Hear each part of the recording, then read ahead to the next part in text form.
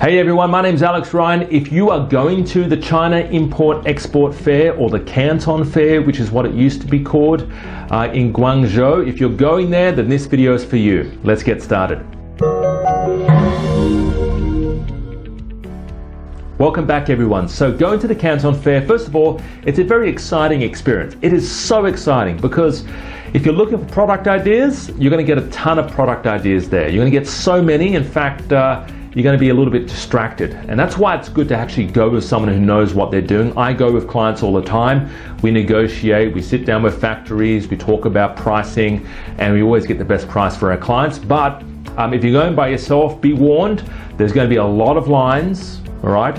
Bring your own lunch. You do not want to be eating at there because there's thousands of people there. There's about 1,000 people outside McDonald's trying to get McDonald's, right? So they've got a food court in there, but you do not want to be eating there. So bring your own lunch.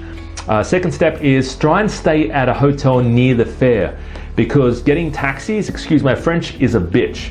Getting taxis, it is so difficult. There's lines, hundreds of people trying to get taxis at most hotels in the area. And you know, it will take you forever. There's traffic jams. You're going to negotiate with the taxis. Sometimes some of them are dodgy. A lot of them are dodgy actually. In Beijing, I had a bunch of dodgy taxis who don't even turn the meter on, and they refuse to turn the meter on. Anyway, but they have those in Guangzhou as well. And it's exciting. So try and stay at a hotel near the fair so you can walk across the road. I usually stay at a nice hotel in the area. I think it's the Shangri-La or somewhere there. I think it's just opposite. And I used to stay there. It's expensive, but the negotiation you do after is priceless. I've met factory owners there. I've actually met suppliers. I said, "Oh, come over. We'll have a little a drink after the fair. Come and join us." And they just walk across the road and they join us. And we're at this beautiful 5-star hotel, and you have something baijiu, and it's like a vodka. It's vodka. It's like a mix with a marriage of vodka and turpentine, and they make this drink baijiu, B-A-J-U, I think it is. It is probably by far the worst possible drink you could ever put into your body, but you have to try it. So. We were drinking that and suddenly my price dropped 20%. So guys, keep that in mind. If you're staying close, you can do some really cool things and it makes you look good too in a 5-star environment. But going to the Canton Fair, it's a very exciting experience. Take heaps of notes, take heaps of business cards. Go to Vistaprint. Freaking hell, I've got to say this over and over again, right? I tell you what, I've said this to my clients so many times. We were heading over to the Canton Fair and I said, bring a business card. He goes, yeah, all right. Didn't bring one. I was like, man, what's the point of this? You know, like in the nicest way. And we ended up getting some done really sort of fast, but very expensively in Guangzhou.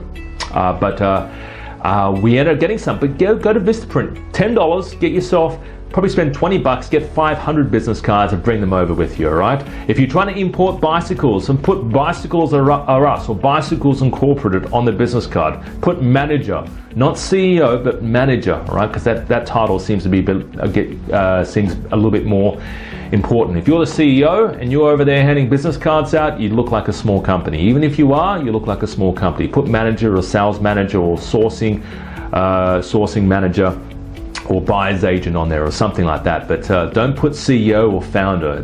This isn't this isn't about you. It's about you getting the best price and you appearing bigger than you are, because bigger you are, the better price discount you get. All right, let me see if there's any other tips. Yeah, so bring your own lunch. Make sure you get there on time. Make sure you have good walking shoes. Don't try and negotiate when you're in the Canton Fair. People don't negotiate, they just hand you brochures, you talk about the products, and you arrange the arrangements afterwards. So you actually meet the factories usually after the fair. They're not going to negotiate on price. I was there with a client, and next door to me there was this other guy who had no clue what he was doing, but that's all right. He was trying, which is great, right? So if you are there by yourself, don't do this because it doesn't make you look good. He was trying to buy. He goes, "Oh, how much for 1,000?" And the Chinese person was like, "Oh, we can't really give prices here. Let's have a chat." She goes, "Oh, no, I want the price now or I'm walking away. And she goes, oh, okay, all right, well, I'll give you a price. And I'll tell you what, that first of all, it was rude to doing that. But second, the price they gave him probably wasn't the best price. You build relationships, what we call is guangji. It stands for building relationship and building face, creating of good value. And it's relationships and commerce with China is all about relationships, building relationships, long-term relationships, and creating trust.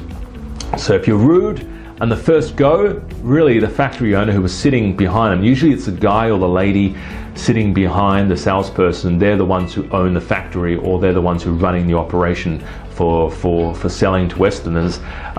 Usually if they're not going to probably deal with this person, right? Because they just don't want to deal with the headaches. But guys, yeah, be nice, be courteous, go with somebody though. I kid you not, importing from China, if you make mistakes, it's a very expensive mistake. So make sure you're going with someone. I go every year. I'm going this year. I'm heading to Shanghai as well in December, meeting clients, meeting factories and suppliers.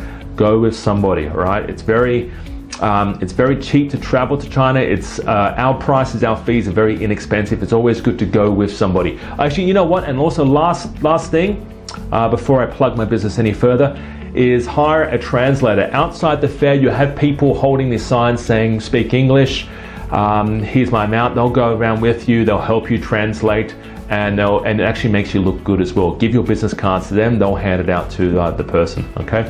But yeah, guys, if you want to work with us, contact us, 02-8003-7534. We've got some free videos on our website as well and on YouTube. But work with us, guys. Give us a call if you're interested and you're serious about starting an importing business. And if you want to really make sure your product you choose is hot and actually does sell, all right? And you want to have a business and you want to set it up properly from the beginning.